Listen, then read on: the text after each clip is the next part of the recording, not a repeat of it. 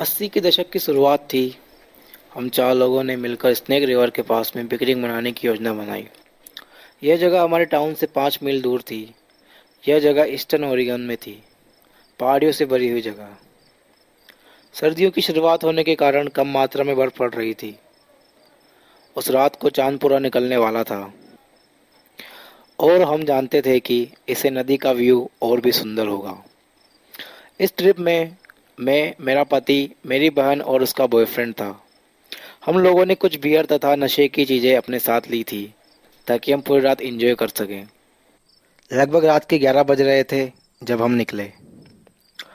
जिस जगह हम जा रहे थे वो एक मनोरंजन की जगह थी, जहाँ पर लोग मज़े कर सकते थे, कैंप लगा सकते थे और नाव चला सकते थे। उस जगह जाने के लिए हमें मेन रोड को छोड़ना था। सब कुछ सही चल रहा था। चांद की रोशनी इतनी थी कि जिससे आसपास की चीज़ें ठीक ठाक दिखाई दे रही थी। हमने कार पार्क की और हम बातें करने लगे। मेरे पति ने सिगरेट जलाई और मेरी तरफ बढ़ा दी। हम दोनों आगे वाली सीट पर बैठे थे। मेरी बहन और उसका बॉयफ्रेंड पीछे वाली सीट पर बैठे हुए थे। जैसे ही मैं सिगरेट पीने वाली थी कि तभी मैंने अपनी कार के सामने लगभग 20 मीटर की दूरी पर किसी चीज़ को हिलते हुए देखा। पहली बार देखने पर तो वो मुझे एक हिरण जैसा लगा। मैंने खुद को सीट के अंदर समेटा कि तभी मैंने उस चीज़ को अपनी कार के दाईं ओर आते हुए देखा। मेरी बहन जानती थी कि दाईं तरफ कोई तो है। वह बस पूछने ही वाली थी कि क्या हो रहा है, तभी उसने उस चीज़ को गाड़ी के पीछे की ओर जाते हुए देखा।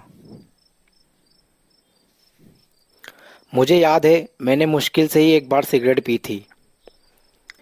मेरी बहन ना तो स्मोक करती है और ना ही ड्रिंक करती है, और हमारे पास इतना समय भी नहीं था कि हम यह सब काम करें। हम सब चुपचाप बैठे हुए थे। हम दोनों ने कहा क्या है वो। उन लोगों ने कहा क्या, और हमने कहा बाहर कोई तो है। वे हंसने लगे, पर उसके बाद उन्होंने भी उस चीज़ को कार के बाईं ओर हिलते हुए देखा। उस समय मेरे रोंगटे खड़े हो गए और मुझे किसी अनहोनी के होने की आशंका हुई। वो फिर से कार के सामने से गुजरा, पर इस बार वो पहले से थोड़ा पास में था। ठीक उस समय मैं वहाँ से जल्द निकलना चाहती थी। हम सब पूरी तरह से डर चुके थे। हम सब जानना चाहते थे कि वो क्या है। ये जो भी था एक बार फिर से हमारी कार के चक्कर लगाने लगा। जैसे ही ये हमारी कार के सामने आया, मेरे पति ने कार की हेडलाइट्स ऑन कर दी, पर वहाँ कुछ भी नहीं था। 1 सेकंड पहले तक वो वहीं था। जब मेरे पति ने आगे की लाइट्स फिर से ऑन की, तब वह फिर से कार के दाईं ओर आ गया, पहले से भी बहुत ज़्यादा पास में। हम नहीं बता सकते वो क्या था। इस समय मेरी बहन, जो सिर्फ 13 साल की थी, पूरी तरह से डर चुकी थी, और साथ में मैं भी। हम सभी मेरे पति पर चिल्लाए कि हम सबको यहाँ से निकालो। वो भी हमारी ही तरह डरा हुआ था, क्योंकि उसने गाड़ी को स्टार्ट किया और इसे रिवर्स में ले गया ताकि हम पीछे होते हुए उस जगह से वापस मेन रोड पर आ सकें। हम किसी तरह फिसलते चढ़ते उस जगह से मेन रोड पर पहुंचे। हमने सोचा कि अब सब ठीक है, पर तभी मैंने अपनी ज़िंदगी की सबसे डरावनी चीज़ का अनुभव किया, जिसे शायद ही मैंने पहले कभी महसूस किया हो। जैसे ही हम ऊपर चढ़े, कार की हेडलाइट्स की रोशनी जहाँ ख़त्म हो रही थी, उस जगह पर एक जानवर खड़ा था। वह उस जगह पर एक ऐसे आदमी की तरह खड़ा था जो पूरी तरह से बड़े बड़े बालों से कवर हो तथा बहुत ही पतला हो। जब उस पर लाइट पड़ी तो वो मुड़ा। हम उसको पूरी तरह से देख पा रहे थे। मेरी आंखों में देख रहा था, और कसम से उस समय मेरी दिल की धड़कन बस रुकने ही वाली थी। उसकी आंखों में गहरे काले गड्ढे थे। उसकी आंखों में पागलपन और दहशत के अलावा कुछ नहीं था। ऐसा सिर्फ कुछ सेकंड्स के लिए ही हुआ था। तभी मेरे पति ने कार की स्पीड बढ़ाई। वो उसको कार से टक्कर मारना चाहते थे, पर वो उस जगह से बड़ी ही तेजी से गायब हो गया, मानो जैसे वो पहले वहाँ कभी हो ही ना। वह हेडलाइट की रोशनी से क्यों डरता था मैं नहीं जानती। मैं बस इतना जानती हूँ कि हम जितनी तेजी से हो सके वहाँ से निकल गए। बाहर बहुत ठंड थी और इस समय न कोई घर न कोई दुकान, कुछ नहीं होता। हमें नहीं पता वो क्या था, पर केवल एक ही चीज़ मेरे दिमाग में आती है, वो है मानव भेड़िया, वेयरवुल्फ। उस जगह पर बहुत सी ऐसी वेयरवुल्फ को देखे जाने वाली घटनाएं हुई हैं, और सच बताऊं तो अब मैं उस जगह कभी नहीं जाना चाहती। आज की वीडियो एक मैक्सिकन अर्बन लेजेंड के ऊपर है, दी अगली बेबी। दी अगली बेबी एक मैक्सिकन अर्बन लीजेंड है। यह एक ऐसे बच्चे के बारे में है जिसका जन्म बहुत ही रहस्यमय तरीके से हुआ था।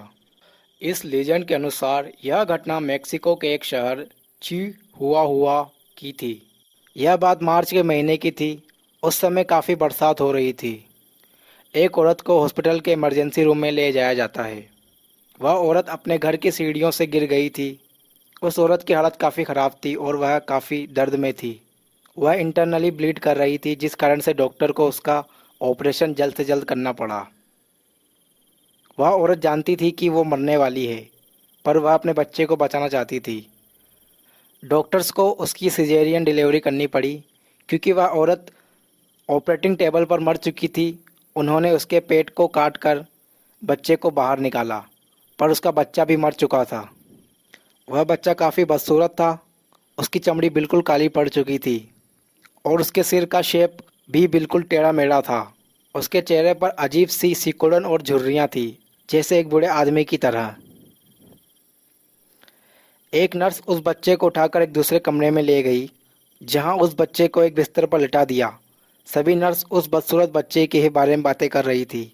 उनमें से कुछ नर्स तो उस बच्चे को देखने के लिए उस कमरे में चली गई जहां उसे रखा गया था। दो नर्स उस बच्चे को देखने गई, पर वो दोनों उसे देखकर डर गई। यह बहुत ही बदसूरत है, एक नर्स बोली। अच्छा हुआ जो यह मर गया, दूसरी नर्स ने कहा। तभी अचानक उस बच्चे ने अपनी आंखें खोली और उसके मुंह से एक अजीब सी डरा देने वाली साउंड निकली। उसने तेज आवाज में कहा, मैं बदसूरत हो सकता हूँ, पर इससे भी बुरा अगर तुम्हारे साथ गुरुवार की दोपहर के ठीक 3 बजे हो तो। इतना कहकर उस बच्चे ने अपनी आंखें बंद कर ली और फिर से वो बेजान हो गया। वो दोनों नर्स कमरे से बाहर भाग आई। वे ज़ोर ज़ोर से चीख रही थी और रो रही थी। उनके साथी डॉक्टरों ने उन्हें शांत किया। थोड़ी देर बाद उन दोनों ने अपने साथ घटी घटना बताई, पर किसी ने भी उनका विश्वास नहीं किया। एक डॉक्टर ने उस बच्चे को फिर से चेक किया। उसने बताया कि यह बच्चा पहले से ही मर चुका था जब यह अपनी मां के पेट से बाहर आया था। वह दोनों नर्स काफ़ी डरी हुई थी और काँप रही थी, जिस कारण से उन दोनों को 2 दिन की काम से छुट्टी दी गई। हॉस्पिटल के एक साइकेट्रिस्ट ने उन्हें बताया कि यह तुम्हारी इमेजिनेशन हो सकती है। इसे कलेक्टिव साइकोसिस कहते हैं, जिसमें आदमी सच और झूठ में फ़र्क नहीं कर पाता है। छुट्टी के बाद वे दोनों काम पर वापस आई, पर कुछ घंटों बाद उनकी एक एक्सीडेंट में मौत हो गई। एक गैस टैंक के फट जाने से वे दोनों उसकी चपेट में आकर मर गई। यह घटना गुरुवार की दोपहर को ठीक 3 बजे हुई थी। जैसा कि उस बच्चे ने कहा था, एग्जैक्ट वैसा ही हुआ। दोस्तों, आज की कहानी एक ऐसी लड़की के बारे में है जो अपने गांव में छुट्टियां बिताने जाती है, जहां पर उसका सामना एक डरावने राक्षस से होता है। मेरा नाम मेघडा है और मैं 26 साल की हूँ। मैं शहर में एक ऑफिस में काम करती हूँ। छुट्टियों में मुझे शहर की भीड़भाड़ से दूर किसी गांव में समय बिताना बहुत पसंद है। एक छोटे से गांव में मेरा एक घर है जो कि जंगल के किनारे पर है। पर एक हादसे के बाद मैंने उस गांव में जाना छोड़ दिया। मैं काम से बहुत थक गई। मुझे आराम की सख्त ज़रूरत थी, इसलिए मैंने शहर से बाहर जाने की सोची। मैं अपने घर गई, अपना सामान पैक किया और अपनी कार से मेरे गांव की तरफ निकल गई। जब मैं गांव पहुंची तब शाम हो चुकी थी और मैं लॉन्ग ड्राइव की वजह से काफ़ी थक गई थी। मैं सीधे बिस्तर पर गई और सो गई। आधी रात में मेरी नींद मेरे कार के अलार्म के बजने के कारण खुली। मैंने खिड़की से बाहर की ओर देखा, पर वहाँ कोई भी नहीं दिख रहा था। मैंने अपनी कार की कीज ढूंढी और अलार्म को बंद कर दिया।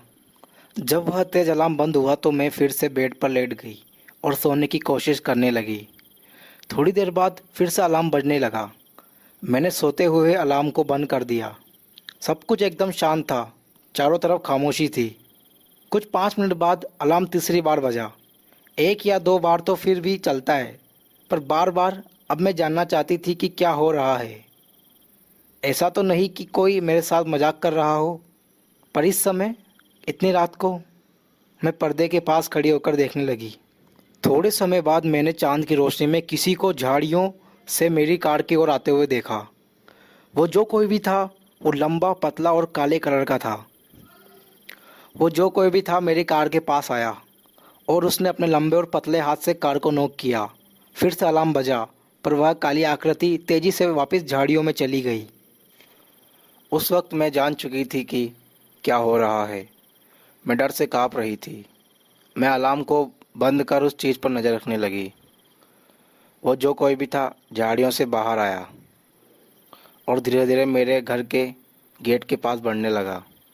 अपने एक हाथ से उसने गेट के लॉक को खोला। मैं इतना डर गई थी कि मैं हिल भी नहीं पा रही थी। मेरे दिमाग में कई तरह के बुरे ख्याल आ रहे थे। वो क्या है? वो मुझसे क्या चाहता है? वो क्या कर रहा है? क्या वो यहाँ से कभी जाएगा भी? मेरे शरीर में सिर से लेकर के पाँव तक कपकपी छूट गई। मेरा गला सूखा था और मेरा दिल ज़ोरों से धड़क रहा था। मैं उस समय बहुत ही टेंस थी और डर के मारे मेरे दांत किटकिटा रहे थे। मैंने खुद पर काबू पाया और मैं जितना जल्दी हो सके उतना जल्दी नीचे वाले फ्लोर पर चली गई। मैं बस लाइट्स ऑन करने ही वाली थी कि तभी मेरे पैर जम गए। वो डार्क फिगर खिड़की पर था। वो खिड़की से अंदर की ओर देख रहा था कि कोई अंदर है या नहीं। मैं जल्दी से अपने सोफ़े के पीछे छुपकर देखने लगी। तब मुझे रियलाइज़ हुआ कि कार के साथ छेड़छाड़ केवल उसके शिकार को बाहर लाने का तरीका था। मैं उसके डरावने चेहरे से अपनी आंखों को हटा नहीं पा रही थी। उसकी चमड़ी राख की तरह थी जिस पर सिलवटें पड़ी हुई थी। उसकी आंखें छोटी और पूरी तरह से काली थी। उसकी नाक की जगह पर दो बड़े बड़े गड्ढे थे। उसके चेहरे पर होठों की जगह बड़े बड़े नुकीले दांतों की दो लाइनें थी। उसकी सांसें बहुत भारी और डरावनी थी, जो कि खिड़की पर भाप की तरह साफ नज़र आ रही थी। मैं जानती थी कि वो जाने वाला नहीं है। खिड़की के पास थोड़ी देर तक खड़े रहने के बाद मुझे उसकी फ्रंट डोर को खोलने की आवाज़ आई। मैंने देखा कि वो दरवाजे के हैंडल को खोलने की कोशिश कर रहा था और उसके बाद उस जानवर ने एक तेज़ आवाज़ निकाली। वो आवाज़ किसी इंसान की तो नहीं हो सकती थी। वह आवाज़ ऐसी थी कि मानो कोई पागल कुत्ता हड्डी को चबा रहा हो। गहरी तथा भयंकर जानवर के गुर्राने की आवाज़ थी वो। मैं जानती थी कि यदि इसने मुझे देख लिया तो यह कुछ भी कर कर अंदर आ जाएगा। मैंने अपने आप को सोफ़े के पीछे छिपाया। मैं सोफ़े की परछाइयों में छिपना चाहती थी और बिल्कुल भी आवाज़ नहीं करना चाहती थी। मेरी आंखों से आंसू बह रहे थे। मैं अपनी नसों की आवाज़ सुन पा रही थी। मैं बस मरने ही वाली थी। मुझे नहीं पता मैं कितनी देर तक वहाँ छिपी रही। जब मैं उठी तो मैंने दरवाजे की तरफ देखा। वो जानवर वहाँ से जा चुका था। दरवाज़ा अपनी जगह पर ठीक था और सब कुछ सेफ लग रहा था। मैं सीढ़ियों से ऊपर की तरफ गई और मैंने खिड़की से बाहर की ओर देखा। बाहर रोशनी थी। वहाँ पर किसी भी तरह का कोई खतरा नहीं था। मैंने इस मौके का फ़ायदा उठाया और अपनी चाबियाँ ली। मैंने अपना सामान नहीं लिया। मैं कार की तरफ भागी। मैं कार में गई और दरवाज़ों को बंद कर जितनी तेज़ी से हो सके उस गांव से बाहर निकल गई। मैं तब तक गाड़ी चलाती रही जब तक मैं अपने शहर न पहुंच गई। जब मैं अपने अपार्टमेंट में पहुंची, मैंने रेडियो ऑन किया और मैं एक न्यूज़ सुनने लगी। अनाउंसर ने कहा कि गांव से दो लड़कियों की बॉडी मिल गई है। उनका शरीर कटा फटा पड़ा हुआ था एक नदी के पास। मुझे मालूम है कि जो वो जानवर चाहता था वो उसे मिल गया। दोस्तों, द क्राइंग बेबी एक अर्बन मिथ है जो कि सन 2003 में ईमेल के द्वारा काफ़ी प्रचलित रही। यह एक ऐसी औरत की कहानी को बताता है जो एक रात अपने घर में अकेली होती है और उसको अपने घर के बाहर एक बच्चे के रोने की आवाज़ आती है। कुछ सालों पहले ईमेल के द्वारा एक चालाक सीरियल किलर के बारे में वार्निंग दी गई जो अपने शिकार को फंसाने के लिए एक भयानक तरीका यूज़ करता था। उस तरीके से विक्टिम्स अपने घर से बाहर आ जाते थे जिन्हें वो बाद में मार डालता था। एक रात एक अधेड़ उम्र की औरत अपने घर में न्यूज़पेपर पढ़ रही थी। उसका पति रात के समय काम करता था, इसलिए वह अक्सर घर में अकेली ही रहती थी। रात बहुत हो गई थी, इसलिए वह सोने को जाने लगी। तब उसे अपने घर से बाहर एक बच्चे के रोने की आवाज़ सुनाई दी। वह आवाज़ बड़ी अजीब थी, पर वह जानना चाहती थी कि यह किसकी आवाज़ है। तभी उसका डॉगी दरवाजे के सामने भौंकने गुर्राने लगा। उस औरत को बड़ा ही अजीब सा महसूस हो रहा था। वह आगे नहीं बढ़ी और अपनी जगह रुक गई। उसने पुलिस को फ़ोन लगाने का निश्चय किया। जब उसने पुलिस वालों को बताया कि उसने एक रोते हुए बच्चे की आवाज़ सुनी है, तो पुलिस वालों ने उससे कहा कि कुछ भी हो जाए, दरवाज़ा मत खोलना, हम अभी आते हैं। उस औरत ने फ़ोन रखा और कुछ मिनटों बाद वहाँ पर पुलिस पहुँच जाती है। एक पुलिस वाला उसका दरवाज़ा खटखटाता है, जबकि दूसरे पुलिस वाले झाड़ियों में कुछ ढूंढ रहे होते हैं। उस औरत ने दरवाज़ा खोला और वह पुलिस वाला अंदर आया। उसके हाथ में एक डॉल थी। उस डॉल के पेट के पास में एक टेप रिकॉर्डर थी। उस पुलिस वाले ने टेप रिकॉर्डर को चलाया और दोनों ने किसी रोते हुए बच्चे की आवाज़ सुनी। उस पुलिस वाले ने कहा कि उन झाड़ियों में एक सीरियल किलर छुपा हुआ था, जो रात में अकेली औरतों को अपना शिकार बनाता है। वह इस तरह टेप प्ले करके अपने शिकार को बाहर लाता है। रोते हुए बच्चे की आवाज़ सुनकर जब कोई औरत बाहर आती है, तो वो किलर झाड़ियों से बाहर निकलता है और उनका मर्डर कर देता है। पुलिस वाले ने कहा कि बीते हुए कुछ दिनों में कई औरतों के उनको फ़ोन आए हैं, जो कहती है कि उनके घर के बाहर से किसी बच्चे के रोने की आवाज़ आ रही है। वो सीरियल किलर लुजियाना में 2 औरतों को मार चुका था। अगर उस औरत का डॉग उसे वार्न नहीं करता, तो वह भी उसका शिकार बन जाती। वैसे दोस्तों, यह एक अर्बन मिथ है, मतलब कि ऐसा असलियत में नहीं हुआ था। दरअसल पुलिस के पास कभी भी ऐसा केस नहीं आया। वह ईमेल वाली घटना अमेरिका के एक TV show America's most wanted से ली गई, जिसमें लुजियाना का एक सीरियल किलर अपने शिकार को बच्चे की नकली आवाज़ सुनाकर फंसाता था। दोस्तों, मैं आपको बताता हूँ कि वह ईमेल किस तरह का था। यह ईमेल कोई पढ़े या ना पढ़े, पर लेडीज़ इसे ज़रूर पढ़ना। रियान और मैं किड्सैप मॉल में थे। जब हम अपनी कार की तरफ जा रहे थे, तब रियान ने नोटिस किया कि कार में एक बच्चा रो रहा है, पर कार में कोई भी आदमी नहीं था। मतलब उस बच्चे की माँ या बाप उस कार में नहीं थे। रियान वहाँ जाकर देखता है कि कार की विंडो खुली हुई है, जिसमें एक टेप रिकॉर्डिंग बज रही थी। थोड़ी दूरी पर एक कार खड़ी थी, जिसके शीशे काले थे। इस तरह का सेटअप पागल सीरियल किलर्स के द्वारा तुम्हें फंसाने के लिए लगाया जाता है। कृपया कर सभी सावधान रहें। ऐसी स्थिति में कार के पास न जाएं, वह 911 को कॉल करें। थैंकफुली वहाँ पर एक सिक्योरिटी गार्ड खड़ा था। हमने उसको पूरी बात बताई। कृपया कर इस ईमेल को सभी को शेयर करें। दोस्तों, आप सभी से रिक्वेस्ट है कि ऐसे कभी भी रात में कोई घटना आपके साथ हो तो पुलिस को या आसपास के लोगों से हेल्प लें। अकेले में घर से बाहर न निकलें। Bloody x. यह कहानी एक कॉमिक पर बेस्ड है और इस कॉमिक को सबसे हॉरर कॉमिक माना जाता है। इस कहानी में एक छोटा लड़का होता है। उसको शक होता है कि उसका पिता शायद एक मर्डरर है। मुझे याद है वो क्रिसमस जब मैं 8 साल का था। यह मानो ऐसा लगता है जैसे यह कल की ही बात हो। मुझे याद है कि किस तरह से मैं अपनी माँ के द्वारा बनाई गई पुरानी रजाई के अंदर बड़ी शांति से लेटा हुआ था। मैं पूरी तरह से जगा हुआ था और आती हुई आवाज़ों को सुन रहा था, जिन्हें मैं अच्छी तरह से पहचानता था। वो आवाज़ें दरवाजे के बंद होने की, मेरे पिता के सीढ़ियों पर चलने की और चलते वक्त उनके जूतों की आवाज़।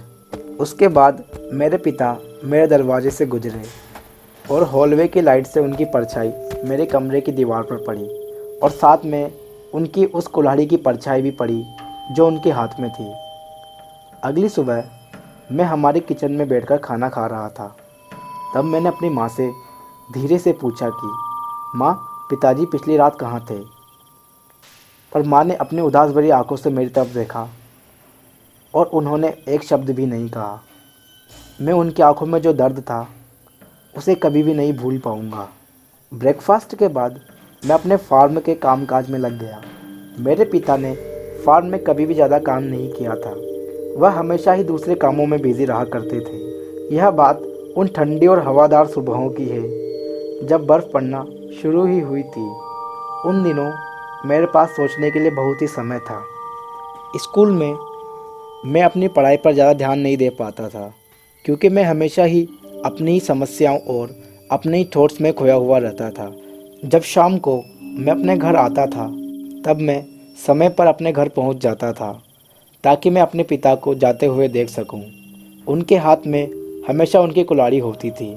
मैंने बहुत मुश्किल से ही अपने पिता को दिन की रोशनी में देखा होगा, और जब रात होती थी तो जो भी मैं देखता था वो केवल उनकी धुंधली परछाई ही होती थी। मुझे वो भयानक रात अभी भी अच्छे से याद है, जब मेरी नींद मेरी खिड़की की खटखट करने की आवाज़ से खुली थी। उस समय दिसंबर में चलने वाली ठंडी हवाओं के कारण खिड़की खटखटा रही थी। वो समय दिसंबर का था और ठंडी हवाएं चल रही थी, जिस कारण से मेरी खिड़की पर खटखटाने की आवाज़ हो रही थी। जब मैं खिड़की बंद करने जा रहा था तब मेरी नज़र मेरे फार्म पर पड़ी और मैंने अंधेरे में एक शैडो को नोटिस किया। यह शैडो मेरे पिताजी की थी, जो किसी चीज़ को जानवरों के फीड बॉक्स यानी कि जानवरों को खिलाए जाने वाले बॉक्स में डाल रहे थे। मैं वापस से अपने बिस्तर पर आया और लेट गया। जो भी मैंने देखा था उससे मैं हैरान था, पर आखिरकार मुझे नींद आ गई। अगले दिन मेरी उत्सुकता के कारण मैंने किचन में लटकी हुई चाबियों को उठाया और फीड बॉक्स को ओपन किया। तब मैंने वहाँ जो देखा उससे तो मेरे पूरे शरीर में डर की एक सिरन दौड़ गई। फीड बॉक्स के अंदर एक गंदी बदबू थी और वहाँ पर खून ही खून था। पर मेरे पिता ऐसा क्यों करेंगे? वो क्यों इन जानवरों के टुकड़ों को इस फीड बॉक्स के अंदर रखेंगे? तब मैंने किसी चीज़ को नोटिस किया जिसने मुझे बहुत डरा दिया। जब मैंने ध्यान से उस फीड बॉक्स के अंदर देखा तो मैंने देखा कि वहाँ पर कई सारे लोगों के कटे हुए हाथ थे। उस क्षण मैं खौफ से भर गया। अब मेरा अपने माता पिता से भरोसा उठ गया था। अब मैं उन्हें शक की नज़र से देखने लगा। तब मुझे कुछ चीज़ें याद आने लगी जिन पर पहले मैंने ध्यान नहीं दिया था। न्यूज़पेपर्स की हेडलाइंस जिन पर बताया गया था ब्रूटल मर्डर्स और डिस्कवर्ड बॉडीज़ के बारे में। एक सन की खूनी हत्यारे के बारे में लोगों को बात करते हुए मैंने सुना था। अंत में एक स्कूल बॉय के दो शब्द जो मेरे दिमाग में बार बार रिपीट होते हैं, एक्स मर्डरर, कुल्हाड़ी से हत्या करने वाला। उस रात मेरी नींद डर के कारण गायब थी। मुझे अपने डरावने सपनों में केवल दो ही चीज़ें दिखाई दे रही थी, एक तो मेरे पिता और दूसरा उनकी कुल्हाड़ी जिससे खून बह रहा था। मैं अपने बिस्तर से उठा और सीढ़ियों तक गया। मैंने अपने पिता की कुल्हाड़ी को उठाया और मैं सीढ़ियों के एक तरफ अंधेरे में जाकर छिप गया। मैंने दरवाजे को खुलते हुए और बंद होते हुए सुना। मुझे उन्हीं कदमों की आवाज़ सुनाई दी जिन्हें मैं जानता था, और यह कदमों की आवाज़ मेरे पिता की थी। मैंने अपने पिता को सीढ़ियों पर चढ़ते हुए देखा, पर तभी मैं अंधेरे से बाहर निकला। मैंने कुल्हाड़ी से एक जोर का हमला किया। बस फिर सब कुछ शांत हो गया। मेरे पिता का मरा हुआ शरीर सीढ़ियों से लुढ़कता हुआ फर्श पर जा गिरा था। मैंने ध्यान से सुनने का प्रयास किया कि मेरी माँ के कमरे से कोई आवाज़ तो नहीं आ रही है। मैं आशा करता हूँ कि मेरी माँ ने कुछ ना सुना होगा। उस जगह पर सब कुछ शांत था। केवल मैंने अपने कांपते हुए हाथों और अपने दिल की ही आवाज़ सुनी, और कुछ भी नहीं। मैंने एक आखिरी बार अपने पिता की ओर देखा। उसके बाद मैं अपने कमरे में चला गया। अगली सुबह मुझे कई सारे लोगों की आवाज़ सुनाई दे रही थी जो कि मेरे हॉलवे से आ रही थी। मैंने धीरे धीरे सीढ़ियों से नीचे की ओर देखा। कुछ पुलिस वाले मेरे मरे हुए पिता के शरीर के आसपास जमा थे। मेरी माँ उनके एक तरफ खड़ी होकर सब कुछ चुपचाप देख रही थी। किसी ने भी मुझ पर ध्यान नहीं दिया, पर जब उन्होंने मुझे देखा तब बहुत ही खामोशी से उन्होंने मेरी तरफ अपनी पलक झपकाई। हेलो दोस्तों, आज की कहानी एक वेयरवुल्फ के ऊपर है। वेयरवुल्फ का अभिशाप, द कर्ज ऑफ द वेयरवुल्फ। यह आयरलैंड की एक पुरानी लोक कथा है जिसमें एक वेयरवुल्फ ने आयरलैंड के ग्रामीण इलाके से यात्रा कर रहे एक पुजारी के ऊपर हमला कर दिया था। दोस्तों, आपने स्टीफन किंग का नाम तो सुना ही होगा। तो स्टीफन किंग ने इस कहानी से प्रभावित होकर एक नॉवल लिखी थी जिसका नाम साइकिल ऑफ द वेयरवुल्फ था। बाद में इस नॉवल पर एक फिल्म भी बनी थी जिसका नाम सिल्वर बुलेट रखा गया था। कहानी की शुरुआत आयरलैंड के एक गांव के एक पुजारी से होती है। यह गांव अच्छी खासी हालत में था। तो जो ये पुजारी था वो अपने चर्च के काम से पास ही के एक शहर में जा रहा था। उस शहर तक पहुंचने से पहले पुजारी को एक लंबी यात्रा तय करनी थी और रास्ता भी काफ़ी उबड़ खाबड़ था। और इस कारण उस पुजारी को रात में एक घने जंगल में कैंप लगाना पड़ा। दोस्तों, इस जंगल को एक हॉन्टेड जंगल माना जाता था। रात में उस पुजारी ने अपने टेंट के बाहर किसी के हाथ को देखा जो उसके टेंट को खरोच रहा था। जब वो जांच के लिए बाहर निकला तो उस पर एक भेड़िए ने हमला कर दिया। उस भेड़िए ने उसे गंभीर रूप से घायल कर दिया और उसे कई जगह पर काट भी लिया था। जैसे ही उस पुजारी को लगा कि भेड़िया बस उसे मारने ही वाला था कि तभी उस पुजारी के गले में जो क्रॉस था उसे देखकर उस भेड़िए ने अचानक से हमला बंद कर दिया और वो भेड़िया अपनी जगह पर खड़ा होकर उस पुजारी की आंखों में देख रहा था। फिर थोड़ी देर बाद वो भेड़िया उस पुजारी को वहीं मरता हुआ छोड़कर वहाँ से भाग गया। उस पुजारी के घावों से काफ़ी खून बह रहा था। अगले दिन वह रेंगता हुआ अपने गांव में वापस आ गया। एक लोकल डॉक्टर ने उसे देखा और उसे अपने क्लिनिक में ले गया, जहां उसका सही से इलाज हुआ और उसके घाव भी जल्दी ही भर गए और थोड़े ही दिनों में वो ठीक होकर अपने काम पर वापस आ गया। पुजारी फिर से सक्रिय हो गया और पहले से भी ज़्यादा जोश के साथ वह अपने काम को करने में लग गया। ऐसा लग रहा था जैसे पुजारी के अंदर कोई अजीब सी ताकत आ गई हो। उसने गांव के लोगों को इंस्पायर किया और नया चर्च बनाने में उनकी सहायता की।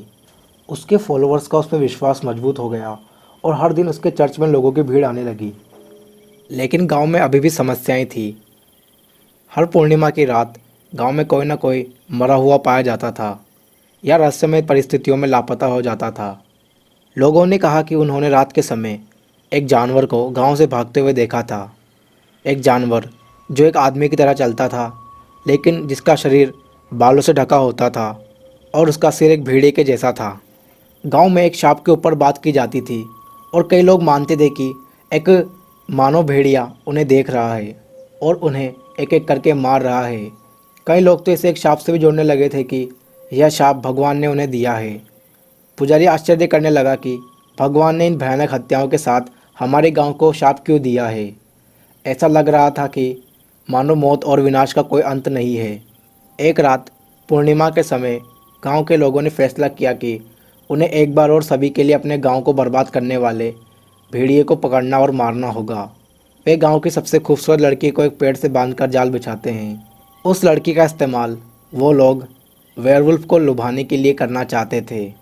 ऊपर पेड़ की शाखाओं में उन्होंने भेड़िए को पकड़ने के लिए जाल बनाया। फिर वे झाड़ियों में छिप गए और उस भेड़िए के आने का इंतज़ार करने लगे। जल्द ही उन्होंने जंगल में से एक भयानक गुर्राने की आवाज़ सुनी और अचानक वो भेड़िया दिखाई दिया। जैसे ही वो भेड़िया उस घबराई हुई जवान लड़की की ओर बढ़ा, गांव वालों ने पेड़ से बंधी रस्सियों को काट दिया और एक विशाल पिंजरा भेड़िए के ऊपर गिर गया, जिससे वह लोहे के भारी सलाखों के अंदर फंस गया। गांव वालों ने अपने छिपने के स्थानों से बाहर निकलकर भेड़िए के दिल को छेदते हुए उसके शरीर में लंबे भाले डाल दिए। जैसे ही वो भेड़िया पिंजरे के फर्श पर गिर गया, लोगों ने उसके बालों वाले शरीर को देखा और वह शरीर बदलने लगा। धीरे धीरे वो भेड़िए से इंसान में परिवर्तित होने लगा, क्योंकि उसके शरीर से भेड़िए की आत्मा निकल गई थी। गांव वाले अपने घुटनों के बल गिर गए और रोने लगे जब उन्हें महसूस हुआ कि उन्होंने अपने प्रिय पुजारी की हत्या कर दी। दोस्तों, आज की कहानी एक लड़की के बारे में है जो एक रात अकेले में ड्राइविंग कर रही होती है, जहां उसका सामना एक ऐसे खतरे से होता है जिसकी उसने कल्पना भी नहीं की थी। यह बात उस समय की है जब एक लड़की अपने कुछ दोस्तों के लिए शराब लेने जाती है। शराब लेने के बाद वह वापस आ रही होती है। वह एक सुनसान से हाईवे पर थी। थोड़े किलोमीटर आगे जाने पर उसे इस बात का पता चलता है कि उसके कार में गैस जल्दी ही ख़त्म होने वाली है। इसलिए वो गैस भरवाने के लिए एक गैस स्टेशन पर रुकती है। पर गैस स्टेशन पर वो गैस भरने वाले के गलत व्यवहार से घबरा जाती है। वह गैस भरने वाला उसको अपनी कार से बाहर निकालने का प्रयास कर रहा था, पर उसने उसे मना कर दिया और वो वहाँ से जितना जल्दी हो सके उतना जल्दी निकल गई। जब वो लड़की कार चला रही थी तब उसने नोटिस किया कि एक कार उसकी कार के पीछे पीछे आ रही है और वो कार जल्दी से उसके पास पहुंचना चाहती थी। वो दूसरी कार उसकी कार के पीछे टक्कर मार रही थी और कंटिन्यूअसली अपनी आगे की हेडलाइट्स ऑन कर रही थी।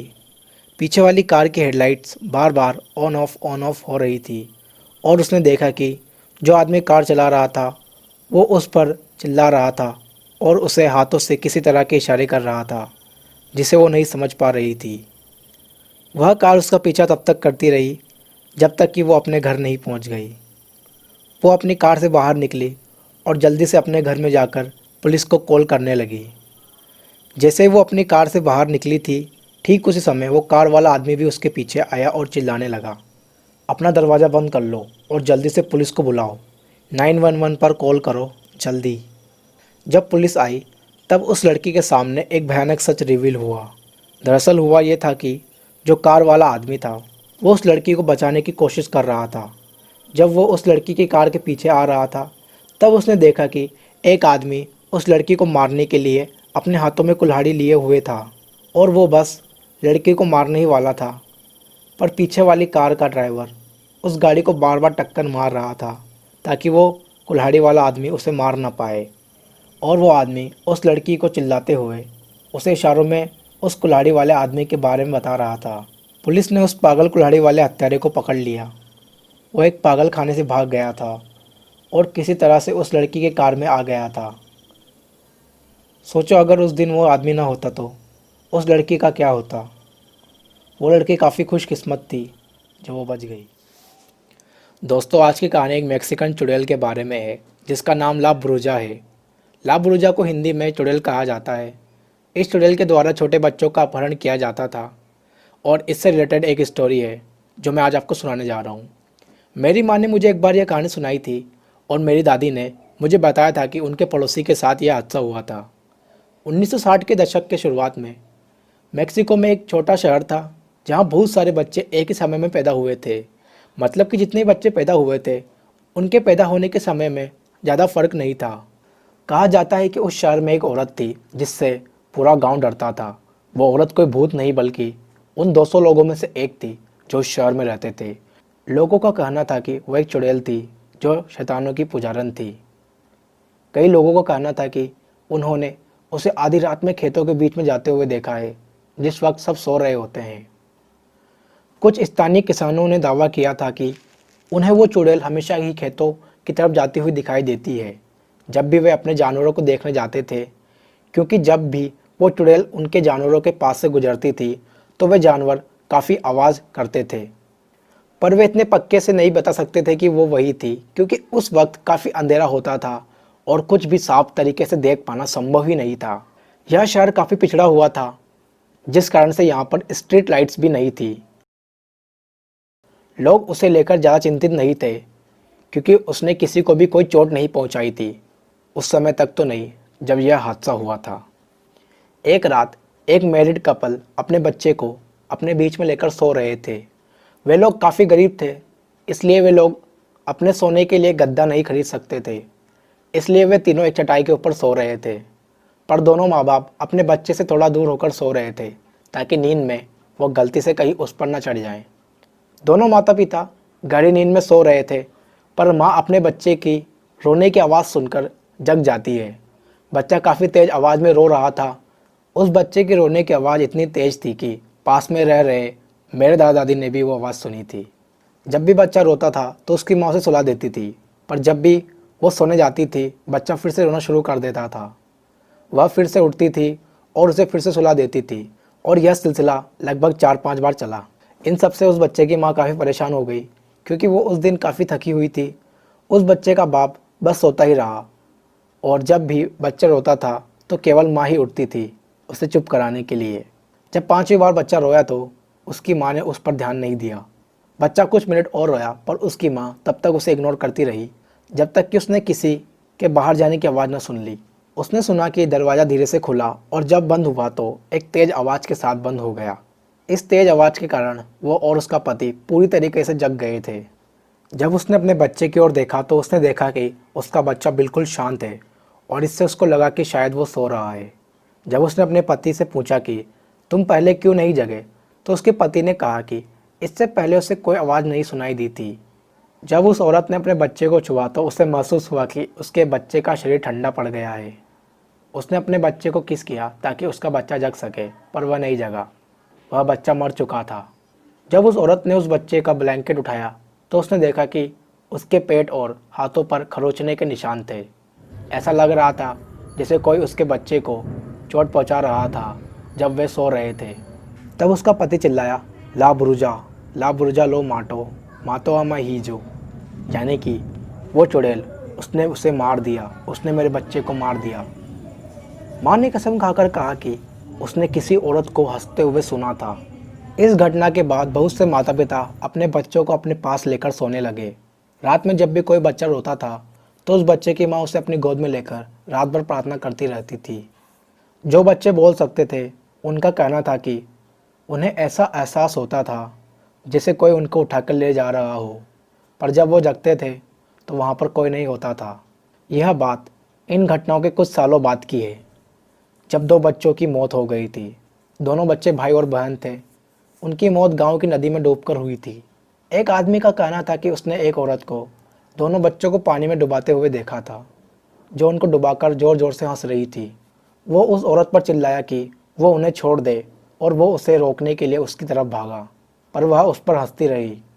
और जब वो उसकी ओर आ रहा था तब वो कुछ गाना गा रही थी, पर जैसे ही वो उसके पास पहुंचा वो वहां से गायब हो गई। पर तब तक वो दोनों बच्चे डूबकर मर चुके थे। कई लोगों ने उस गांव की औरत पर शक करना शुरू कर दिया कि शायद यही वो चुड़ैल होगी, पर धीरे धीरे बहुत से लोग उस गांव से जाने लगे, जिस कारण से यह पता लगाना मुश्किल हो गया कि वो चुड़ैल कौन थी, क्योंकि वो शायद इन लोगों में से कोई एक हो सकती थी। हाय गाइस, आपका स्वागत है मेरे चैनल क्रीपी कंटेंट में। और आज मैं आपके लिए लेकर आया हूँ मेक्सिको की एक सच्ची हॉरर स्टोरी। कहानी में आगे बढ़ने से पहले मैं यह कहना चाहता हूँ कि यदि आप मेरे चैनल पर नए हैं तो आप मेरे चैनल को सब्सक्राइब कर लें और नोटिफिकेशन बेल को भी ऑन कर दें। डिस्क्रिप्शन में मेक्सिको के एक खूबसूरत जगह पर घटित हुई थी। उस समय मेरी उम्र लगभग 10 साल थी। मेरे परिवार ने मेक्सिको में मेरी माँ के होम टाउन में छुट्टियाँ मनाने की योजना बनाई। हम मिजोरी में रहते हैं और हमने उस जगह तक ड्राइव करने का फैसला किया, इसलिए हमारे पास लगभग 2 दिन की यात्रा करने का समय था। मतलब उस जगह तक पहुंचने के लिए हमें 2 दिन तक ड्राइव करना था। जब तक हम टेक्सास और मेक्सिको की सीमा तक नहीं पहुंचे तब तक सब कुछ सही चल रहा था। हमने देखा कि माँ सो रही है और ऐसा लग रहा था जैसे वह बहुत बुरा सपना देख रही हो कि तभी वह चिल्लाने लगी, नहीं नहीं, मुझे मत छुओ, मेरे परिवार को अकेला छोड़ दो। फिर वह जाग गई। हमने उनसे पूछा कि क्या हुआ। उन्होंने कहा कि उन्होंने सपना देखा। उन्होंने देखा कि जैसे ही हम सीमा पार कर रहे थे, मेक्सिको की सभी मरी हुई आत्माएं कार को घेरने लगी और आत्माओं ने मेरी माँ और हम सभी लोगों को अपने हाथों में जकड़ लिया और कार को भी घेर लिया। माँ ने कहा कि वे सैकड़ों आत्माएं थी और वे हमें अंदर आने से रोकने की कोशिश कर रही थी। अजीब बात यह थी कि वह बॉर्डर पर होने के बारे में सपना देख रही है और वास्तव में हम बॉर्डर पर ही तो थे। उन्हें यह कैसे पता, वो तो सो रही थी। लगभग 8 घंटे बाद हम उनके होम टाउन एरियो डे रियोन, मिचोआकन, मेक्सिको में पहुंच गए। मुझे उस यात्रा के बारे में बहुत कुछ याद नहीं है, लेकिन मुझे वह दिन याद है जिस दिन हम जंगल में टहलने गए थे। यह एक सामान्य दिन था और मैंने और मेरे भाई और बहनों ने फैसला किया कि हमें कुछ नहीं करना है। दोपहर का खाना बनाने के लिए सभी बुजुर्ग इकट्ठे हो गए। हमने दोपहर का खाना खाया और जंगल की सैर पर जाने का फैसला किया। हम जानते थे कि यह एक बुरा विचार है। हम धूल भरी सड़क पर चलते रहे जब तक कि हम रास्ते के ख़त्म होने तक नहीं पहुंच गए। वहाँ से हम उन मैदानों से गुजरे जो एक जंगल के इलाके में जाते थे। हम लगभग 100 फीट अंदर जंगल में चले गए। फिर वहाँ तूफान आना शुरू हो गया। यह बहुत अजीब था क्योंकि यह बहुत धूप का दिन था और तूफान आने का तो कोई संकेत ही नहीं था। हम सभी ने एक दूसरे को बहुत ही कन्फ्यूजन में देखा, पर तभी अचानक हमने एक महिला को रोते हुए सुना। वह बहुत बुरी तरीके से रो रही थी और उसने एक चीख के साथ अपना रोना बंद कर दिया। मैं बहुत डर गया था। हम सब वहीं जम गए और हमने एक शब्द भी नहीं बोला। रोने की आवाज़ बढ़ रही थी और ऐसा लग रहा था मानो कि वह औरत हमारे आसपास हो। हम वहीं खड़े होकर इस चीज़ का इंतज़ार कर रहे थे कि अब आगे क्या होगा, कि अचानक मेरी बहन ने बहुत भयानक चीख निकाली। हम सभी लोगों ने उसकी ओर देखा और वो पेड़ों की ओर देख रही थी। हम सभी ने भी देखा कि वो क्या देख रही थी। मैं उस चीख को कभी नहीं भूलूंगा और उस दिन पेड़ों में मैंने जो देखा उसे भी कभी नहीं भूलूंगा। एक महिला को एक पेड़ पर लगभग 40 फीट ऊपर क्रूसीफाइड किया गया था। मतलब उस महिला को पेड़ के ऊपर लटका दिया गया था और उसके हाथ और पैरों पर किल्लियां गाड़ दी गई थी। उस औरत ने हमारी ओर देखा और हमने उसकी ओर देखा। उसने एक फीके कलर की काली फटी हुई पोशाक पहन रखी थी। उसके बाल काले और उलझे हुए लग रहे थे। उसके चेहरे और पैरों पर जख्म के निशान थे। वह एक लाश की तरह लग रही थी। कुछ सेकंड चिल्लाने और रोने के बाद हमने जंगल से बाहर निकलना शुरू किया। हमने पीछे मुड़कर देखा और हमने देखा कि वह औरत वहाँ नहीं थी, लेकिन हम भागते रहे। जैसे ही हम मैदानों तक पहुँचे, हमने देखा कि अब ज़्यादा बारिश नहीं हो रही थी। हमने दौड़ना बंद कर दिया। हमें समझ नहीं आया कि अब बारिश क्यों नहीं हो रही है और ऐसा लग रहा है कि जैसे कभी बारिश हुई ही नहीं थी। हम वापस टाउन में चले गए और बड़े लोगों के साथ शामिल हो गए। उन लोगों ने हमारे चेहरों पर दहशत को देखा और हम कहाँ से आ रहे हैं इसके बारे में पूछा। हमने उन्हें हमारी सारी कहानी बताई और हमें आश्चर्य हुआ कि उन्होंने हमारा विश्वास भी कर लिया। मतलब आमतौर पर बड़े लोग बच्चों पर विश्वास नहीं करते, पर उन्होंने बड़ी ही आसानी से हमारा विश्वास कर लिया था। हम हमारी कहानी सुनाते हुए रोए और फिर बड़ों का स्पष्टीकरण सुनने के लिए बैठ गए।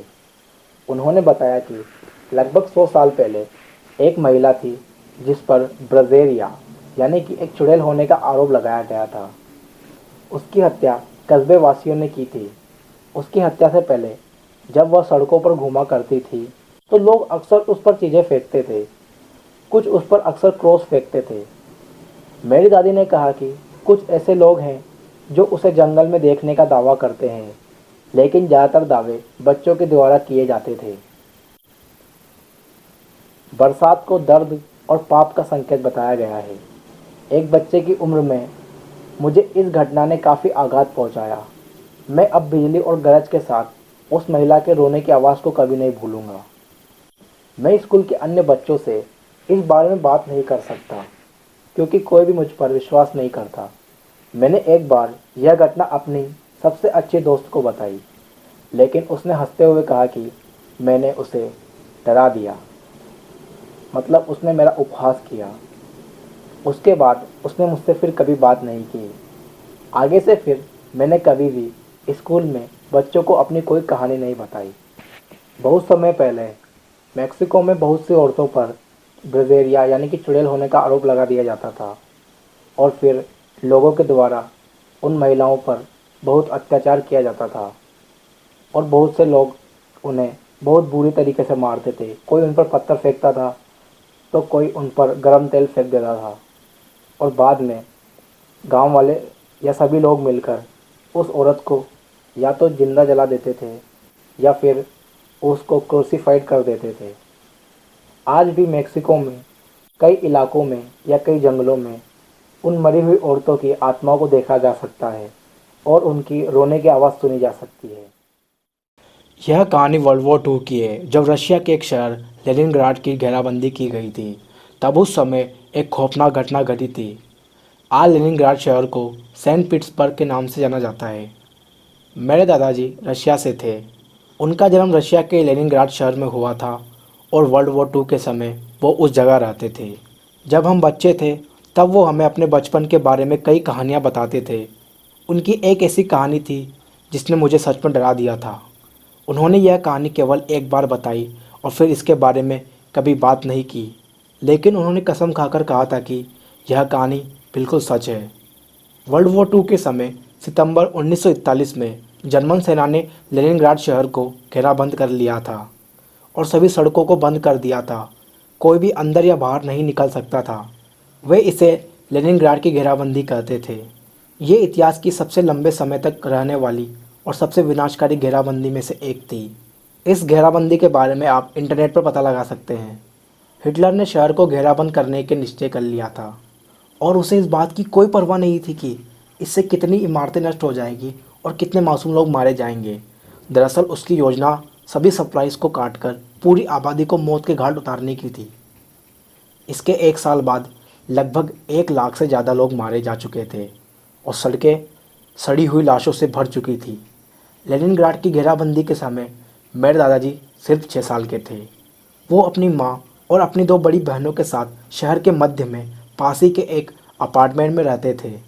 उन्होंने कहा कि शुरुआत में तो ये सब इतना मुश्किल नहीं था, लेकिन जब धीरे धीरे खाना खत्म होने लगा तब हर गुजरते दिन के साथ जीना और भी मुश्किल होने लगा। बड़ी मुश्किल से खाने के लिए कुछ मिलता था। कुछ दिन तो वो ब्रेड की सूखी पपड़ी खाने की जुगाड़ में सफल हो गए, पर बाकी दिन उन्हें भूखा रहना पड़ा। शहर में हालत बद से बदतर हो गई थी। लोगों ने पालतू और आवारा जानवरों को खाना शुरू कर दिया। वे लोग आवारा कुत्तों, बिल्लियों, चूहों और बाकी के जानवरों को पकड़कर खाने लगे। जब जानवर नहीं बचे तो फिर लोगों ने एक दूसरे को ही खाना शुरू कर दिया। हालत बहुत ही ख़राब थी। बिल्डिंग की पहली मंजिल पर जहाँ मेरे दादाजी रह रहे थे वहाँ 4 अपार्टमेंट्स थे। इन सभी अपार्टमेंट्स में लोग रह रहे थे। मेरे दादाजी और उनका परिवार पहले अपार्टमेंट में रहते थे, दूसरे में एक महिला और उसके 2 बच्चे रहते थे, तीसरे में एक शख्स और उसकी पत्नी रहती थी। 2 आधी उम्र की बहनें जिनकी अभी तक शादी नहीं हुई थी, वे चौथे नंबर के अपार्टमेंट में साथ रह रही थी। एक रात मेरे दादाजी बिस्तर पर लेटे थे। उस समय वो जाग रहे थे। भूख के कारण उनको नींद नहीं आ रही थी। तभी अचानक उन्होंने एक भयानक चीख सुनी और उन्होंने किसी को मदद के लिए पुकारते हुए सुना। इन सब से उनका पूरा परिवार जग गया था। ऐसा लग रहा था जैसे वो आवाज़ें पास ही के अपार्टमेंट्स में से किसी एक अपार्टमेंट में से आ रही थी। उनकी माँ यानी कि मेरी परदादी जी, जिनका नाम जेनेडा था, वो बहुत ही बहादुर औरत थी। उन्होंने बाहर जाकर देखने का निश्चय किया कि आखिर क्या हो रहा है। उन्होंने उनको सख्त हिदायत दी कि वो दरवाज़ा बंद कर ले और उसे किसी के लिए ना खोले जब तक कि वे वापस नहीं आ जाती। वो उन्हें छोड़कर बाहर देखने चली गई और मेरे दादाजी और उनकी बहनों ने ठीक वैसा ही किया जैसा उनसे करने को कहा गया था। गलियारे में खड़े होकर उनकी माँ ने देखा कि दूसरे अपार्टमेंट का दरवाज़ा थोड़ा सा खुला हुआ था, जिसमें वो महिला और उसके 2 बच्चे रहते थे। जिनेडा दरवाजे के पास धीरे से चली गई और सावधानी से अंदर की ओर झांकने लगी, पर वहाँ जो उन्होंने देखा वो उन्हें ज़िंदगी भर डराने के लिए काफ़ी था। डर के मारे वो अपने अपार्टमेंट में वापस भागकर आ गई और अपने बच्चों से विनती करने लगी कि वे जल्दी से दरवाज़ा खोल दें। जब मेरे दादाजी और उनकी बहनों ने दरवाज़ा खोला तो उनकी माँ तेज़ी से अंदर आई और उन्होंने झट से दरवाज़ा बंद कर दिया। वो ज़ोर ज़ोर से सांसें ले रही थी और उनका चेहरा पीला पड़ गया था। उन्होंने उनसे कहा कि जल्दी से इस दरवाजे के सामने किसी मजबूत चीज़ को रखने में मेरी मदद करो, तभी मैं तुम्हें बताऊंगी कि मैंने क्या देखा था। थोड़ी देर बाद उनकी माँ ने कहा कि फर्श पर खून ही खून था और उस पर एक कटा हुआ हाथ पड़ा था।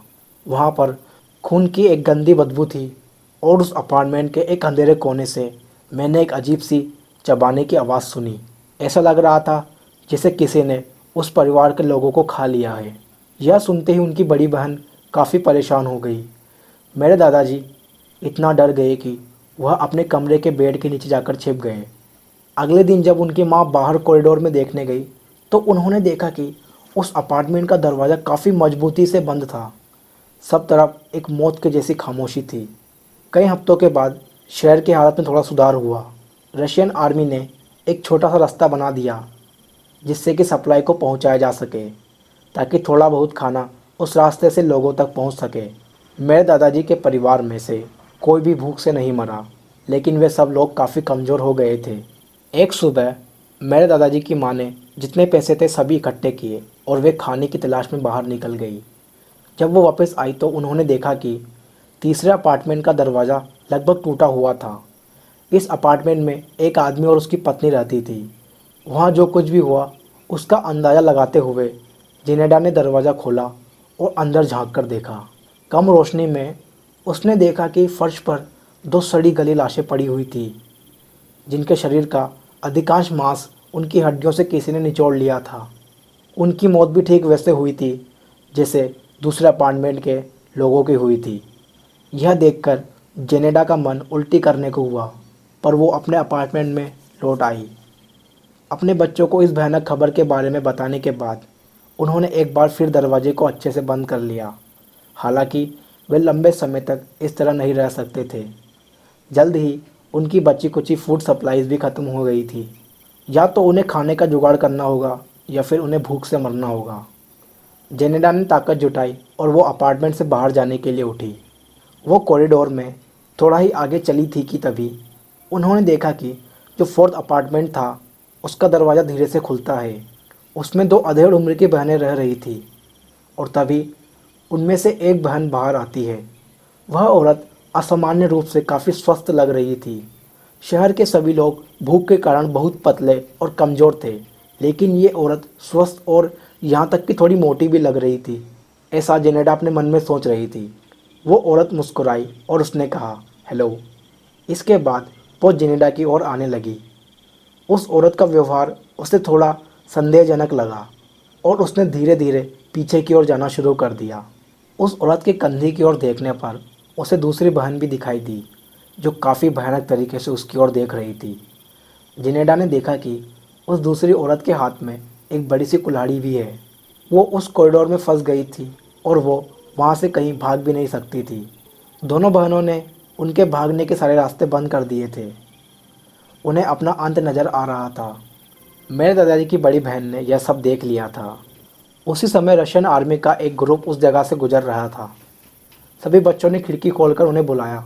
उन्होंने कहा कि हमें मदद चाहिए। वो सैनिक यह सुनकर जल्दी ही अंदर आ गए। जब वे फर्स्ट फ्लोर पर पहुंचे तो उन्होंने देखा कि दो मोटी औरतें एक दुबली पतली औरत को एक कमरे में ले जा रही थी। सैनिकों ने अपनी राइफल्स को उन पर निशाना लगाते हुए उनसे अपना हाथ ऊपर करने को कहा।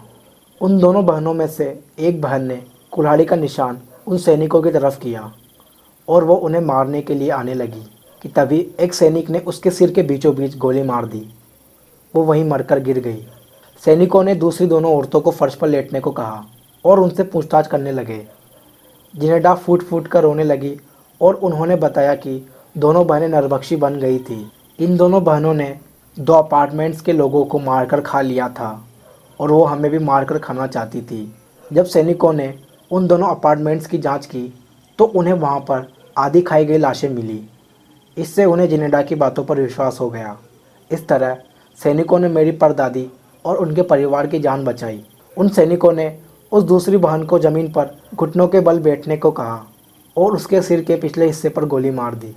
उन्होंने ऐसा इसलिए किया था क्योंकि उस समय पर इंसानी मांस खाने की सज़ा मौत होती थी। इस घटना के एक साल बाद रूस की सेना जर्मनों को पीछे धकेलने में कामयाब रही और लेनिनग्राड की घेराबंदी खत्म हो गई। इस लड़ाई के चक्कर में लगभग 1.5 मिलियन से अधिक लोग मारे गए और लगभग इतने ही संख्या में लोगों को अपना घर बार छोड़कर जाना पड़ा। किसी तरह से मेरे दादाजी और उनके परिवार ने खुद को बचा लिया। वेलकम गाइस, आपका स्वागत है मेरे चैनल क्रिपी कंटेंट में। और आज मैं आपके लिए लेकर आया हूँ स्किन वॉकर से जुड़ी एक सच्ची कहानी। कहानी में आगे बढ़ने से पहले मैं आपसे ये कहना चाहता हूँ कि यदि आपने मेरा चैनल सब्सक्राइब नहीं किया है तो आप मेरे चैनल को सब्सक्राइब कर लें और नोटिफिकेशन बेल को भी ऑन कर दें। मैं आधा नवाजो और आधा होपी हूँ।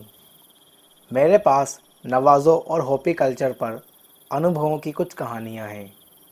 जिन लोगों को नवाजो और होपी के बारे में नहीं पता उन्हें बता दूं कि नवाजो वे नेटिव अमेरिकन्स हैं जो यूनाइटेड स्टेट्स के साउथ वेस्ट में रहते हैं और होपी एक नेटिव अमेरिकन ट्राइब को कहते हैं। एक अनुभव जिसे मैं शेयर करना चाहूँगा। यह तब का है जब मैं 14 साल का था। अब मैं 29 साल का हूँ। यह एक ऐसा अनुभव है जिसे मैंने केवल बहुत कम लोगों के साथ शेयर किया है और अब पहली बार लिख रहा हूँ और आप इस अनुभव को कृपया कंटेंट यूट्यूब चैनल पर सुन रहे हैं। मेरा भाई जो एक बहादुर सिपाही है और वह अभी भी इस बात को लेकर डरा हुआ है कि उस शाम को हमारे साथ क्या हुआ था। जब मैं टीनेजर था मैं हर गर्मियों में कई हफ्तों के लिए नवाज़ो सीमा पर रह रही मेरी दादी से मिलने उनके घर पर जाता था। मुझे उनके साथ समय बिताना, उनकी स्वादिष्ट तली हुई ब्रेड खाना बहुत पसंद था और उनकी कहानियाँ सुनना भी बहुत पसंद था। मेरी दादी अपने घर पर और घर के आसपास सफाई करने के लिए हमेशा ही एक एम्प्लॉय को हायर करती थी। तो एक बार सूरज ढलने से ठीक पहले मुझे मेरी दादी ने उस एम्प्लॉय को उसके घर ले जाने के लिए कहा, जो उस घाटी से लगभग 4 मील दूर था, जहाँ वह एम्प्लॉय रहती थी। मुझे ये देखकर खुशी हुई कि मैं केवल 14 साल का था और मुझे ट्रक चलाने के लिए कहा गया था। आप ध्यान दें कि उस जगह पर कोई भी परवाह नहीं करता है कि आप केवल 14 साल के हैं और चारों ओर ड्राइविंग कर रहे हैं। वहाँ शायद ही कोई होगा जो आपको देख रहा होगा। मेरा भाई भी ट्रक में मेरे साथ बैठ गया।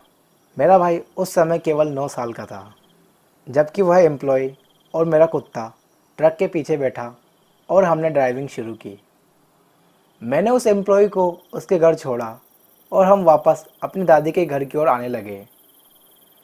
जैसा कि मैंने पहले बताया था, यह शाम का समय था और आकाश का रंग गहरा लाल था और सूरज हमारे पीछे की ओर अस्त हो रहा था। हम सड़क पर अपनी गाड़ी के निशान छोड़ते हुए और रेडियो पर गाने सुनते हुए जा रहे थे। एकमात्र रेडियो स्टेशन जो कि उस जगह से पास के एक कस्बे होलब्रुक, एरिज़ोना में था। कुछ भी असामान्य नहीं था, कुछ भी अजीब नहीं था। यह उस समय था कि जब मेरी नज़र ने झाड़ियों में किसी चीज़ को हरकत करते हुए पकड़ लिया। यह जो भी था हमारे दाहिनी ओर की सड़क से थोड़ा ऊपर की ओर था। मुझे याद है मुझे स्पीड कम करनी है, क्योंकि वो शायद उस क्षेत्र में घूमने वाली कई भीड़ों में से एक होगी जो ट्रक के सामने से निकलती हैं। जैसे जैसे मैं गुजरता गया, मुझे लगा कि मैंने उसे देखा है। मैंने इसके बारे में और कुछ नहीं सोचा। उसकी थोड़ी देर बाद मुझे डर और खौफ का यह गहरा एहसास हुआ। मुझे नहीं पता कि मैं इस तरह का क्यों महसूस कर रहा हूँ, लेकिन मुझे निश्चित रूप से लगा कि कुछ तो गलत है। मेरे दिमाग में उस शाम की केवल कुछ स्पष्ट यादें थी। मुझे स्पष्ट रूप से याद है कि मुझे अपने रियर व्यू मिरर में कुछ बहुत लंबा और बहुत ही पतला काला राख जैसा कोई दिखाई दे रहा था। ये जो कोई भी था, ये किसी तरह के बाल या फर के साथ ढका हुआ था। मतलब उसके शरीर पर फर के जैसे मुलायम बाल थे और उनका रंग राख के जैसा था। वह हमारे ट्रक के पीछे तेज़ी से आ रहा था। ये जो कोई भी था, यह एक सामान्य इंसान तो बिल्कुल नहीं था, या यह इंसान ही नहीं था। मुझे याद है मेरा भाई रो रहा था और मेरा कुत्ता उस आदमी पर या उस चीज़ पर ज़ोरों से भौंक रहा था। वो जो कोई भी था, मैं नहीं जानता कि वो क्या था। मुझे याद है कि हम तेज़ी से ड्राइव कर रहे थे और हम काफ़ी भयानक तरीके से गाड़ी के अंदर हिल रहे थे, क्योंकि हमारा ट्रक रास्तों के गड्ढों और पत्थरों से टकराकर काफ़ी तेज़ी से हिल रहा था। मुझे स्पष्ट रूप से याद है कि यह जो कोई भी था हमारे पास आ रहा था और मेरे भाई ने मुझसे कहा कि वो तुम्हारी तरफ आ रहा है। मुझे याद है कि मैं बहुत डरा हुआ था और सोच रहा था कि मुझे मरना बिल्कुल नहीं है। उस क्षण मैंने सोचा कि यह हमारा आखिरी समय है। मुझे याद है कि सड़क पर एक मोड़ के आसपास तेज़ रफ्तार में और विपरीत दिशा में एक कार हमारी ओर आ रही थी। उस पल मैंने तुरंत राहत महसूस की और महसूस किया कि जो कुछ भी हमारा पीछा कर रहा था वह अब चला गया है। हम जिंदा बच गए। हमने कर दिखाया। हम दादी के घर तक पहुंच गए और मुझे इस बात पर बड़ी हैरानी थी कि अभी अभी हमारे साथ क्या हुआ था। हम बिना पीछे देखे घर के अंदर चले गए, इस आशा के साथ कि जो कोई भी हमारा पीछा कर रहा था वो यहाँ तक नहीं आया हो। जब हमने दादी माँ को इस घटना के बारे में बताया तो उन्होंने बिल्कुल भी आश्चर्य प्रकट नहीं किया, लेकिन उनकी इस बात ने मुझे काफ़ी हैरान कर दिया। वो हमें कहानियाँ सुनाती रही जिन्हें हमने पहले से ही सुन रखा था। कहानियाँ काला जादू के बारे में, चुड़ैलों के बारे में और कुछ उनके बारे में जिन्हें नवाजो लोग ये नार्लूशी या स्किन वॉकर कहते हैं। मुझे यह कहने की बिल्कुल ज़रूरत नहीं है, मैं उस रात किसी भी खिड़की की तरफ बिल्कुल भी देखना नहीं चाहता था। एक बात बताना चाहता हूँ कि मैंने फिर उस रास्ते पर रात में कभी गाड़ी नहीं चलाई जब तक कि मैं 21 साल का नहीं हो गया। ज़्यादा गहराई में न जाते हुए मैं आपको ये बता देना चाहता हूँ कि अगर इस दुनिया में भगवान है तो इस दुनिया में शैतान भी है, और स्किन वॉकर एक ऐसा शैतान है जो काला जादू करके बुरे कार्य करवाता है। मुझे नहीं पता कि उस समय मेरे साथ क्या हुआ था, पर मैं आज भी उस घटना को याद करके काँप उठता हूँ। दोस्तों, आपने कई बार कई रहस्यमय जानवरों के बारे में सुना होगा।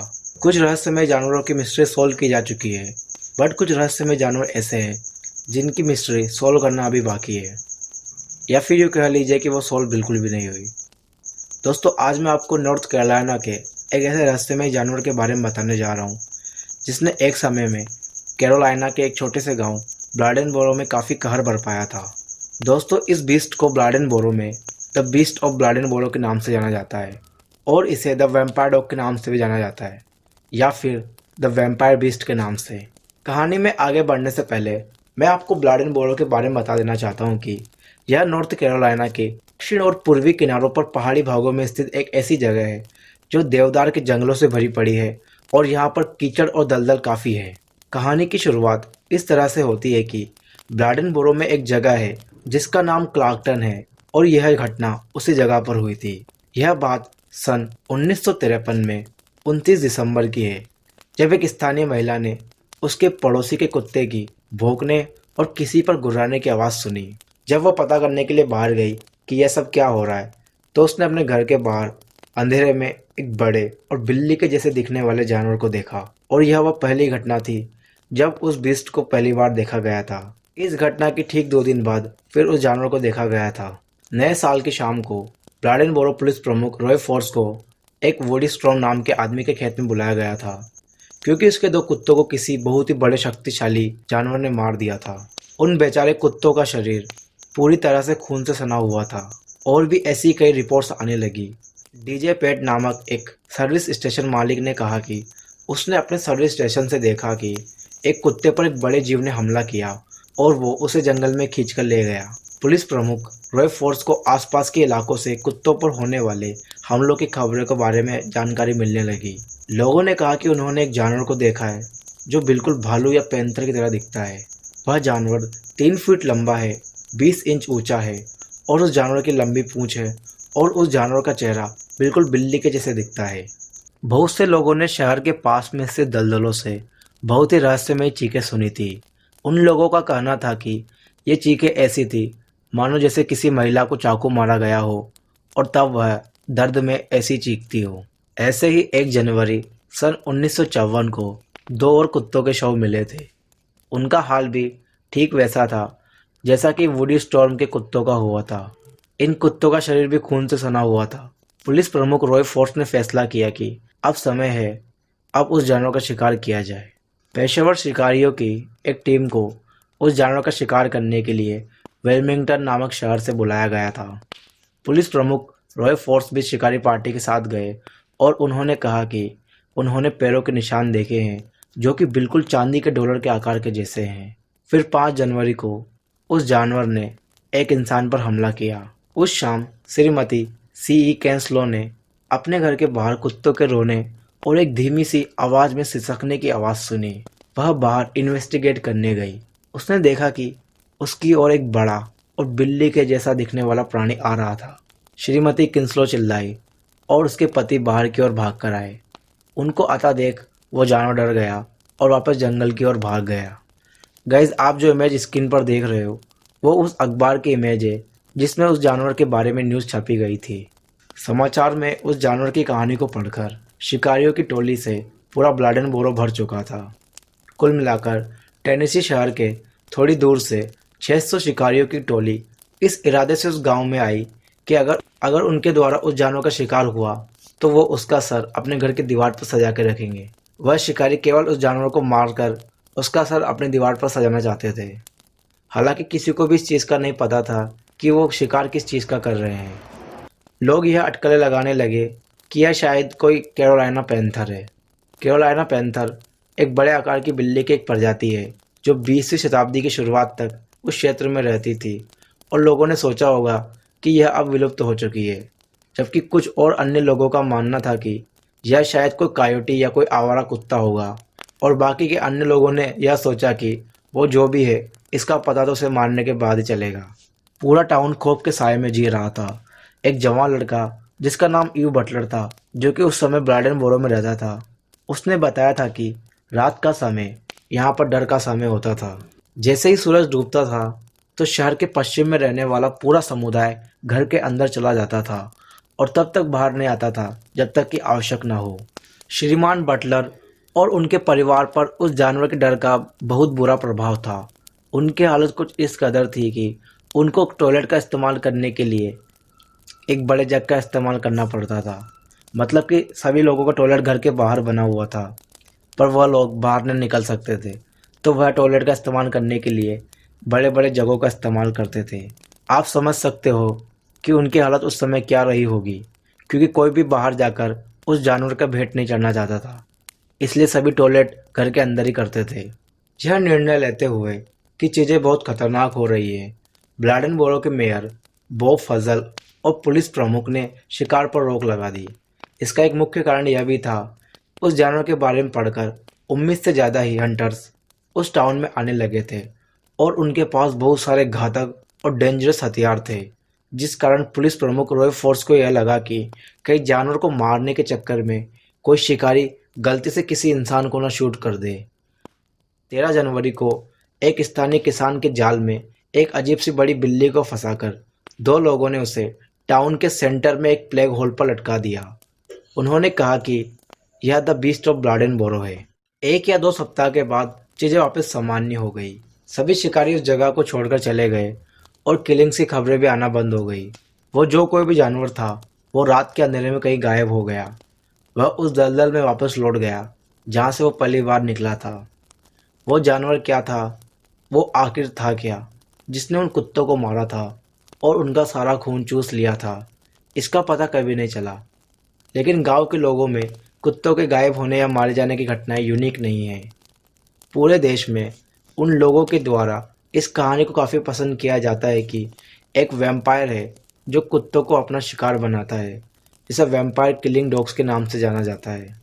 यह गुत्थी कभी भी सॉल्व नहीं हो पाई कि वो जानवर कौन था, पर कुछ लोगों का मानना था कि गांव के ही कुछ लोगों ने मिलकर इस अफवाह को जन्म दिया है कि एक बीस्ट है जो रात में आकर कुत्तों का शिकार करता है और लोगों पर जानलेवा हमला करता है। शायद इस तरह से वे लोग अपने गांव को फेमस करना चाहते थे और ऐसा हुआ भी। सन 1953 में जो भी घटना घटी उसे आज उस जगह पर एक बीस्ट फेस्ट यानी कि जानवर के फेस्टिवल के रूप में मनाया जाता है। दोस्तों, अगर आपको उस जानवर के बारे में और अधिक जानना है तो मैंने डिस्क्रिप्शन में एक लिंक दे रखी है, वहाँ पर जाकर आप उस जानवर के बारे में पढ़ सकते हो। दोस्तों, मुझे उम्मीद है कि आपको ये कहानी पसंद आई होगी। अब मुझे नहीं पता कि ये कहानी सच है या झूठ, इसका पता तो केवल उन्हीं लोगों को है जिन लोगों ने उस घटना को अपने आंखों से देखा। यह बात 1953 की है, यानी कि आज से लगभग 70 साल पहले की। पता नहीं ये सच है या झूठ, आप मुझे कमेंट कर बताएं। आप मेरे चैनल को सब्सक्राइब कर लें और नोटिफिकेशन आइकन को दबा दें और इस वीडियो को लाइक करके अपने दोस्तों के साथ शेयर कर दें। दोस्तों, मिलते हैं फिर नेक्स्ट वीडियो में। तब तक के लिए धन्यवाद।